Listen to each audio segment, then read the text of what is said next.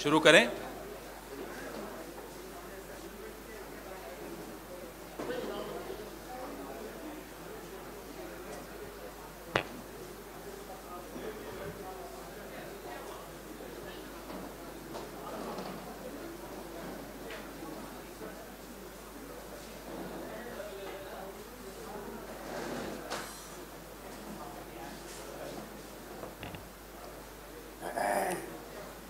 आपकी अनुमति है।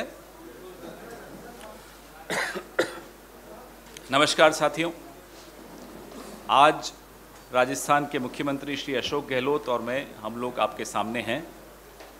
फिर से एक राजनीति का में गठबंधन होना तो एक स्वाभाविक बात है, गठबंधन होते हैं, दिखते हैं। लेकिन जो अमित शाह और नरेंद्र मोदी की राजनीति का गठबंधन है वो एजेंसीज के साथ है, वो बड़ा स्पष्ट दिखता है।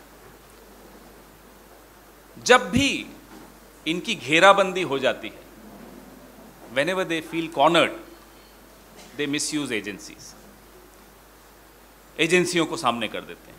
वो राज्यों के चुनाव हो, वो बंगाल हो, उत्तर प्रदेश हो, आसाम हो, कश्मीर हो, महाराष्ट्र हो, या फिर गहलोत साहब का राजस्थान हो, सब जगह आपको एजेंसीज की भूमिका और उस भूमिका की टाइमिंग बड़ी स्पष्ट तौर पे दिखती है। साजिश क्या है? साजिश है हमें चुप करवाने की, षड्यंत्र है हमें रोकने का, और नीयत है विपक्ष मुक्त भारत। यह हम सबको स्पष्ट तौर पे समझ लेना चाहिए। देश का यह अधिकार है जानने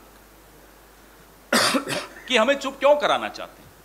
आखिर वो कौन से मुद्दे हैं जो हम जब उठाते हैं तो एक साहब हैं जिनको 18-18, 19-19 घंटे नींद ही नहीं आती। फिर उन मुद्दों की वजह से नींद नहीं आती। और वो मुद्दे उठाने वाले कौन हैं? वो मुद्दे उठाने वाली कांग्रेस पार्टी है, वो मुद्दे उठाने वाले राहुल गांधी हैं, वो मुद्दे उठाने वाली हमारी अध्यक्षा श्रीमती सोनिया गांधी हैं, और उन्हीं मुद्दों से इनकी नींद हराम है। इसी वजह से एजेंसीज को सुबह से शाम तक व्यस्त रखा जाता है। ये वन नेशन वन इलेक्शन मालूम है क्यों चाहते हैं? ताकि एक ही बार एहसान ले लें सारी एजेंसीज का, नहीं तो बार में सबको रिटायरमेंट के बाद एडजस्ट कराना पड़ता है। बड़े परेशान हो जाते हैं, नींद नहीं आती 18-18 घंटे। ये स्थिति है हमारे प्रधानमंत्री की। हम कर क्या रहे हैं? हम तो सिर्फ प्रधानमंत्री को उनके अपने पुराने भाषण सुना देते हैं।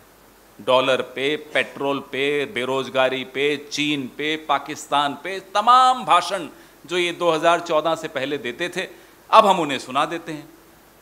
सर इनका शर्म से झुक जाता है, और झुकना भी चाहिए। हम सिर्फ आपको आपका राजधर्म याद दिलाते हैं, उसमें भी ये परेशान हो जाते हैं। प्रधानमंत्री जी भूल जाते हैं कि कांग्रेस के बारे में जो इन्होंने धारणा बनाई, या कांग्रेसियों के बारे में जो इन्होंने धारणा बनाई, ये उन कांग्रेसियों को देखकर बनाई जिनको ये हमारे यहां से ले गए हैं। वो धारणा गलत है। गांधी परिवार और कांग्रेस पार्टी की तासीर समझने में नरेंद्र मोदी और अमित शाह को कई जन्म लेने पड़ जाएंगे। They'll have to be reborn several times to understand what the Congress party is and what the Gandhi family is. इस तासीर में संकल्प है, इस तासीर में संघर्ष है, इस तासीर में जुनून है देश को बचाने का, इस तासीर में एक दृढ़ निश्चय है देश को बचाने का। इस तासीर को अगर आप समझ भी लेंगे मोदी जी, तो आपका यह जन्म सफल हो जाएगा। नहीं समझ पाएंगे तो आप जितनी एजेंसीज चाहिए छोड़ दीजिए हमारे पीछे। हम चुप नहीं होंगे, हम पीछे नहीं हटेंगे, हम डर के घर बैठने वालों में से नहीं हैं। अगर आपको कोई शक है तो जाइए अंग्रेजों से पूछ लीजिए। मैं मेरे वरिष्ठ नेता और राजनीति में मेरे गुरु श्री अशोक गहलोत जी से आग्रह करूंगा कि अपने विचार आपके सामने रखें।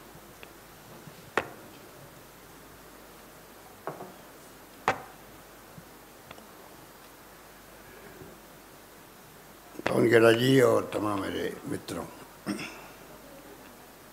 जैसा आप सबको मालूम है कि आज ईडी ने पिछली बार राहुल गांधी जी को बुलाया था और 5 दिन तक 50 घंटे से अधिक समय तक उनको पूछताछ करी। पूरा देश देख रहा था। और आज सोनिया गांधी जी को बुलाया है, जिसके बारे में पूरा मुल्क जानता है कि वो एक ऐसी नेता है जिसने पूरे देश का दिल जीता है। जिस रूप में उन्होंने यूपीए का गठन किया, फील गुड और इंडिया साइनिंग के नारों को हराया, जो कि आर्टिफिशियल थे, जिसने डॉक्टर मनमोहन सिंह जी को प्रधानमंत्री बनाया। प्रधानमंत्री पद कोई छोड़ सकता है क्या? और जिनके ज़िंदगी में एक तरफ तो भारतीय संस्कार संस्कृति उन्होंने आत्मसात की, क्या क्या बातें उनके बारे में नहीं कही जा रही थी जब राजीव जी की शहादत हो गई थी। और जिस महिला नेता के रूप में उन्होंने देखा है, एक पारिवारिक महिला के रूप में भी, कि उनके हाथों में इंदिरा गांधी जी की शहादत हुई, जो एक महान नेता थी देश की। बांग्लादेश जिस रूप में बना उस ज़माने के अंदर, पाकिस्तान के 2 टुकड़े हो गए। दुनिया के इतिहास में ऐसा कहीं नहीं सुना होगा कि 90,000 सैनिकों को, अधिकारियों को सरेंडर करवा दिया हो एक मुल्क के, जो हमारा दुश्मन मुल्क है, जिसने इंदिरा गांधी ने हरित क्रांति करी, गरीबी हटाओ की बात करी, सब कुछ किया देश के लिए। उनको शहादत हो गई, पर देश को एक अखंड रखा। राजीव गांधी शहीद हो गए, उनके पति थे। उनकी सास शहीद हो गई देश के लिए, उनके पति शहीद हो गए देश के लिए। इस सरकार को इतनी भी शर्म नहीं आती है कि आप किस महिला को किस रूप में आप व्यवहार कर रहे हैं। ईडी वाले उनके घर जाके बयान ले सकते थे, कई बार लेते हैं, ईडी वाले घर जाते हैं, बयान लेते हैं, कोई नई बात नहीं है। मोतीलाल बोराजी के बयान लिए थे घर ला करके। पर जिस रूप में उनका रवैया जो है वो बहुत निम्न स्तर का है, कहना चाहिए कि निम्न स्तर का है। उनको चिंता नहीं देश क्या सोच रहा होगा। कांग्रेस शासन में हमेशा हर फैसला ऐसा होता था कि मीडिया में कोई इशू बन गया तो दुनिया देश क्या सोचेगा, और मुख्यमंत्री को इस्तीफे, रेल मंत्री का इस्तीफा, लॉ मिनिस्टर इस्तीफे हो जाते थे। इनके डिक्शनरी में बातें तो है ही नहीं। इसलिए आज सोनिया गांधी जी को जिस रूप में बुलाया गया वो बेहतर तरीके से हो सकता है। हम जानते हैं, मानते हैं, कानून सबके लिए समान होता है, पर इनके शासन में कानून सबके लिए समान नहीं है।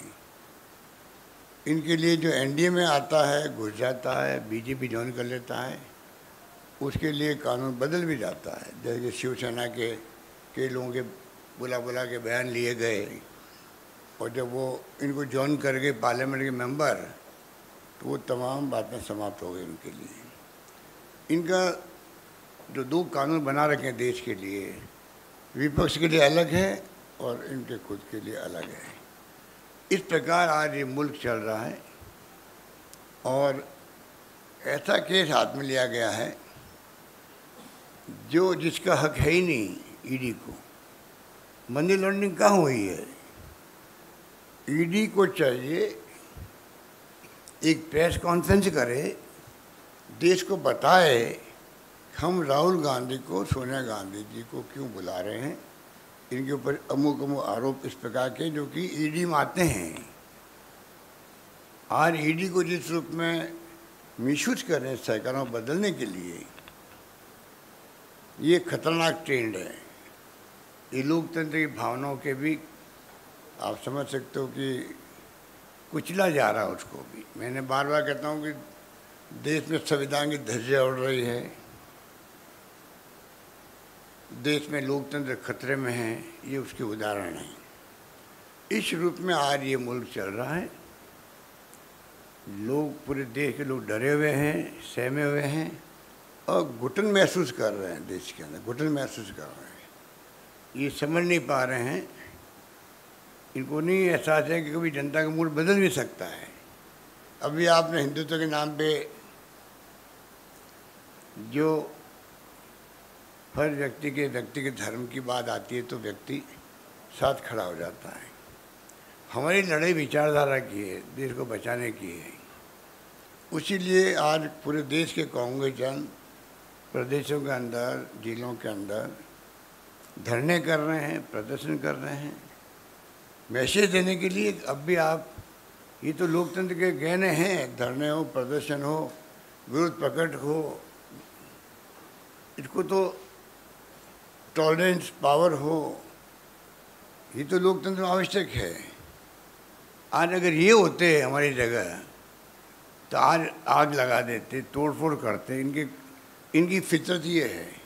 हमारे यहाँ तो बाहर आप देख रहे हो, रघुपति राघव राजा राम, पतित पावन सीताराम के भजन हो रहे हैं।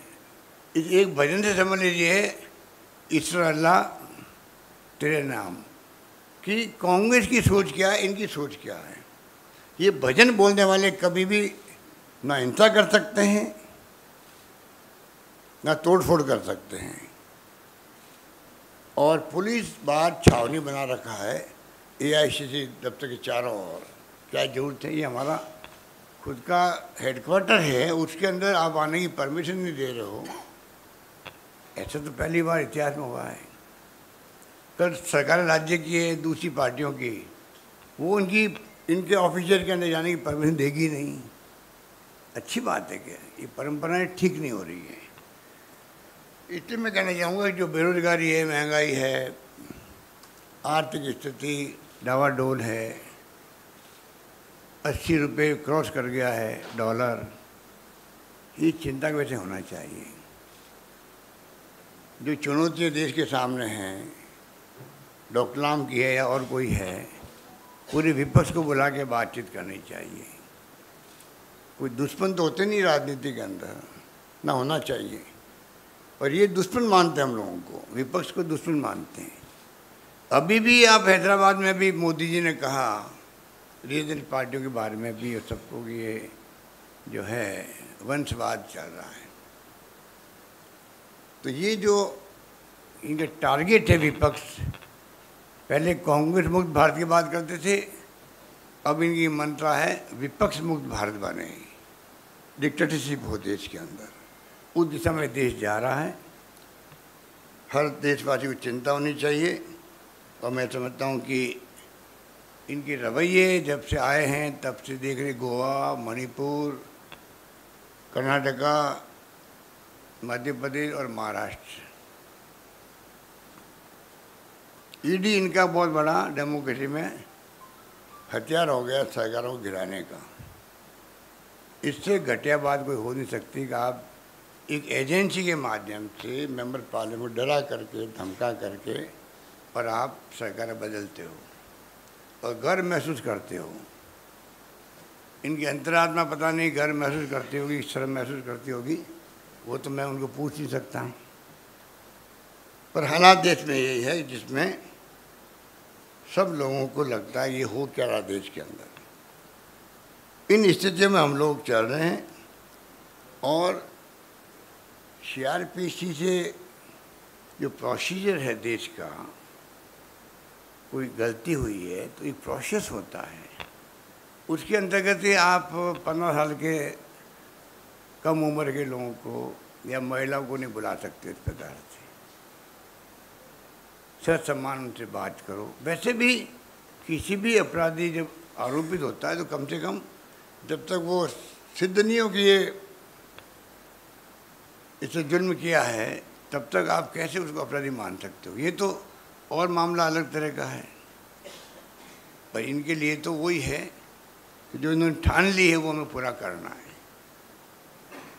इसलिए मैंने कहा देश में भय का माहौल है, देश में माहौल घुटन का है, इसको समझने के प्रयास नहीं कर रहे हैं। गांधी परिवार को ही क्यों कर रही है, जिसने इतनी सेक्रीफाइस किया है, त्याग किया, बलिदान किया। मोतीलाल नेहरू के वक्त से ही पंडित जवाहरलाल नेहरू की कोई उपलब्धि थी नहीं इनकी दृष्टि के अंदर। आज 75 वर्ष मना रहे हैं अमृत महोत्सव। नाम तो एक से एक बढ़ करके देने के लिए इनकी जो फितरत है आरएसएस बीजेपी, उसका तो कोई मुकाबला नहीं है। पर जिस प्रकार से ये अमृत महोत्सव मना रहे हैं, मैं कहना चाहूँगा इनसे कि आप हर घर तिरंगा लगाने की बात करते हो, उसके पहले कम से कम आप देश की जो उपलब्धि है 75 वर्ष की है कि देश 47 में क्या था आज क्या, वो तो बताओ देशवासियों को, वो गर्व महसूस करे। और 13, 14, 15 को जो प्रोग्राम दिया गया है इनका हर घर तिरंगा, उस पर वो आगे आ सके, ये तो करो कम से कम। पर आपको तो खाली परसेप्शन पैदा करके राजनीतिक लाभ उठाना है, उसके अलावा आपका कोई। तो ये तमाम बातें जितनी करें उतनी कम आप लोगों से। आप तो खुद एक्सपर्ट हो क्या हो रहा देश के अंदर। हमें चिंता है कि जो प्रीमियर एजेंसीज है, ईडी, सीबीआई, इनकम टैक्स, उसकी क्रेडिबिलिटी ये कम कर रहे हैं दबाव दे करके। और इतना दबाव उनके ऊपर है, तो आप देख रहे हो दबाव में काम कर रहे हैं। प्राइवेटली वो खुद ही करें कि हम क्या कर सकते हैं, ऊपर से आदेश आता है। एक दिन पहले कल छापा डलाओ, जबकि पहले रेखी होती है, असेसमेंट होता है, उसके बाद में छापे पड़ते हैं। पर यहाँ तो और ही चल रहा है। ये मामले बड़े गंभीर हैं, इसलिए मैंने आपसे सोचा कि आपसे मैं भी रूबरू हूँ, इसी बहाने आपसे कुछ बातचीत भी होगी। और जो हालात सबके सामने मैंने बता दिया आपको। तो सोनिया गांधी जी को आज बुलाना, मैं इसकी निंदा करता हूँ। इनको चाहिए था कि उनके घर जा कर के वो बयान लेते हैं उनके, लेना ही था। तो पहले तो कोई दम है नहीं इस केस के अंदर। नेशनल हेराल्ड जब से मैं राजनीति में आया हूँ तब से देख रहा हूँ, ऊपर जवाहरलाल नेहरू का जो कंपनियों के सिस्टम होते हैं उसके अंतर्गत वो उसको मजबूत करने के लिए एक नेशनल हेराल्ड भी हम हिंदुस्तान टाइम्स की तरह, टाइम्स ऑफ इंडिया की तरह क्यों नहीं आगे बढ़ने का प्रयास करें। हालांकि पॉलिटिकल पार्टी के अखबार उस लिमिट तक जाते नहीं हैं, हम जानते हैं। जैसे 5-6 दिन नहीं उनका है, ऑब्जर्वर है। कभी कांग्रेस ने कोशिश की क्या उसको नेश नाबूद करने का, उसको बंद करने का। पर ये चाहते हैं कि अखबार नया खड़ा क्यों हो। तो दो बातें हैं, एक तो ये अखबार क्यों ये मजबूत बने, शुरुआत में इसको क्रश कर दो। इसे तमाम इस केस को बना करके उलझाया जा रहा है। नंबर 2, उदयपुर डिक्लेरेशन जो हुआ है, उदयपुर डिक्लेरेशन जिसमें पदयात्रा के प्रोग्राम भी थे, 2 अक्टूबर से भारत जोड़ो अभियान था। डिक्लेरेशन के अंदर जो भावना प्रकट हुई है देशवासियों के सामने कांग्रेस की, उससे मोदी जी, अमित शाह जी चिंतित हो गए। उसी दिन से तय कर लिया और इमीडिएटली नोटिस दिए गए सोनिया जी को, राहुल जी को। और उसी ढंग से आप देख रहे हो कि जो तमाशा हो रहा देश के अंदर, जिस रूप में बुलाया जा रहा है, जिसमें 5 दिन तक, मेरे ख्याल से तो मेरी दृष्टि में कभी देखा नहीं 5 दिन तक किसी को बुला के ईडी वाले बयान दे रहे हो लगातार और घंटों। ऐसा एक भी केस ऐसा देश में नहीं होगा। जबकि बड़े बड़े केस देश के अंदर क्रिमिनल के होते हैं, मनी लॉन्ड्रिंग के होते हैं, पर उनके लिए कोई हाथ नहीं डालेंगे। और इनकी ईडी की हालत देखिए आप, करीब 1700 छापे डाले इन्होंने, 1700 छापे डाले और 1569 स्पेशल इन्वेस्टिगेशन इन्होंने किए हैं। 0.5% इनकी कन्विक्शन रेट है इनकी, ये इनकी स्थिति है। तंग करो, घंटों दिनों तक पूछताछ करते रहो, कई दिन तक डिमोलिश कर दो उस परिवार को भी, उसके मिलने वालों को भी, उस पार्टी को भी जिससे वो संबंधित रखता है या सिंपैथी रखता है, उसको बाद में भूल जाओ उसको। ये भी देखने में आ रहा है, जहाँ जहाँ छापे डालते हैं, जहाँ जहाँ कार्रवाई करते हैं, चुनाव खत्म हुआ नहीं, इनका मकसद पूरा होना चाहिए। अभी घबराए हुए उदयपुर डिक्लेरेशन लेकर के, मकसद पूरा होगा तो वो भूल जाएंगे कि कोई केस भी हमारे पास में है क्या। ये है इनकी स्थिति, बड़ी चिंताजनक स्थिति है। उसका हम कोई घबराने वाले नहीं हैं। सोनिया गांधी उस जब से देश में आई है इटली से खूब चलाया लोगों ने कि बाहर की इंदिरा गांधी सोनिया गांधी इटली की है कि आपको एक व्यक्ति नहीं मिलता देश का जिसको आप कांग्रेस अध्यक्ष बना सको। ये जुमले सुनते थे हम बचपन के अंदर, बचपन के अंदर 20-30 साल पहले भी। पर उस महिला ने जिस प्रकार की संस्कृति संस्कार अपनाए देश के अंदर, हिंदुस्तान की एक महिला जो है उससे वो कम नहीं है, बल्कि आज लोहा मानती है महिलाएं भी, पूरा देश लोहा मानती है। दुनिया का इतिहास जानते हैं, दुनिया के अंदर जो महिलाएं जिनके पति के साथ हादसे हो गए, चाहे वो जॉन ऑफ कैनेडी हो चाहे कोई भी हो, वहाँ के महिलाओं में और यहाँ की महिला जिस रूप में इन्होंने अपना जीवन व्यतीत किया है और पार्टी के लिए जो जान लगा दी इन्होंने, उसको कांग्रेस जन कभी भूल नहीं सकता। इस परिवार की क्रेडिबिलिटी हाईएस्ट 70 साल के बाद में भी है। इसलिए आज पूरे देश के सभी भाषा जानने वाले, सभी जातियों के, सभी वर्गों के लोग, सभी क्षेत्रों के लोग, चाहे वो नॉर्थ के हो, ईस्ट के हो, वेस्ट के हो या साउथ के हो, वो जुड़े क्यों हैं? बार बार साहब इनको ही क्यों आप लेके चल रहे हैं साथ में? अरे लेके नहीं चल रहे हैं, पूरा मुल्क का जो आम लोग भी हैं, जो कार्यकर्ता हैं, उनका विश्वास इनके ऊपर है कि सबको साथ लेके चलेंगे। जो राजनीति में बहुत आवश्यक होता है वही कामयाब होता है जो सबको साथ लेके चलता है। इस परिवार की क्रेडिबिलिटी बड़ी है, ये सबको साथ लेके चलेंगे, सबके साथ न्याय।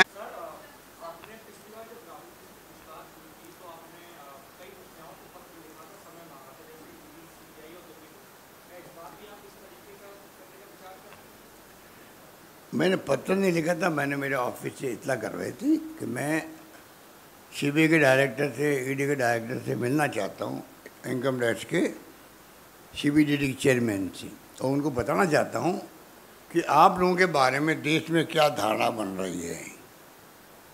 आपके खुद के जो फैसले, रेड हो रही है, दमन हो रहा लोगों का, उद्यमी हो, व्यापारी हो या और कोई राजनीतिक पार्टी जुड़ा हुआ व्यक्ति हो, जैसे राजस्थान में प्रयास हुआ सरकार गिराने का, तब भी एक साथ में 5 जगह छापे पड़े थे। इधर मेरी मीटिंग चल रही, इधर मेरे पिछवाड़े में छापे पड़े। जो इंडस्ट्रीज भी नहीं होते उनके छापे डाल दो, मेन आदमी है तो कोई।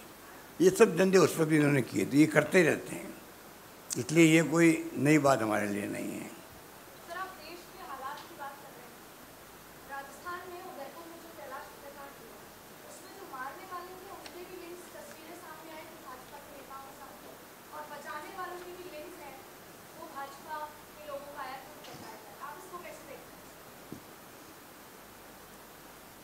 वो तो आप समझ जाइएगा, उसी रात जिस दिन केस हुआ था, अचानक ही एनआईए को केस सुपर्द कर दिया गया।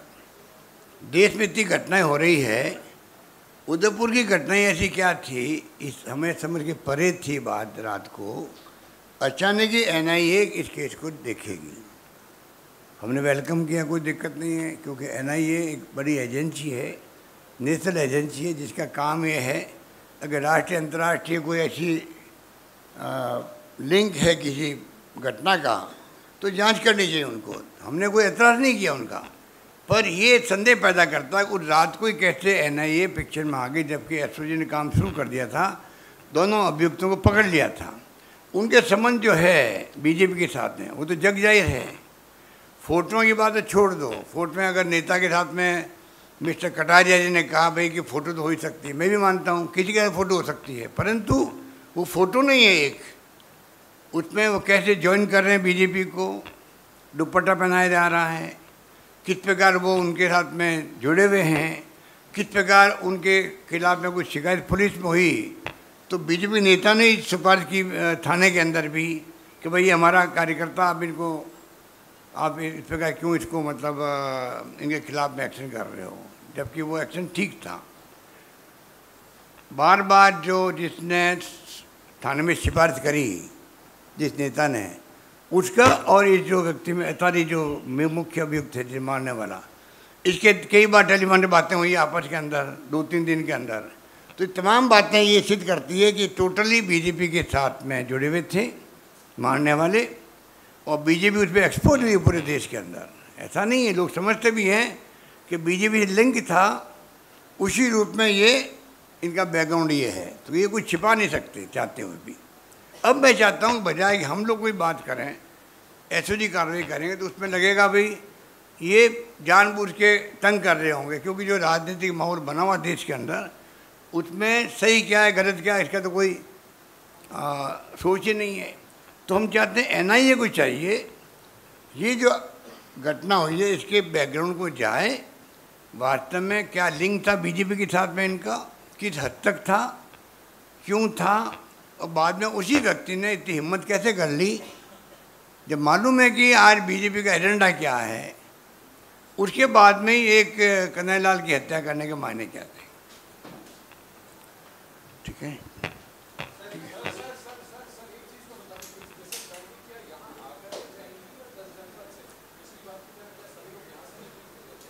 वो आप जरा उनसे पूछ लीजिए, उनसे पूछ लीजिए आपके आपका मन यहाँ आके जाने का है।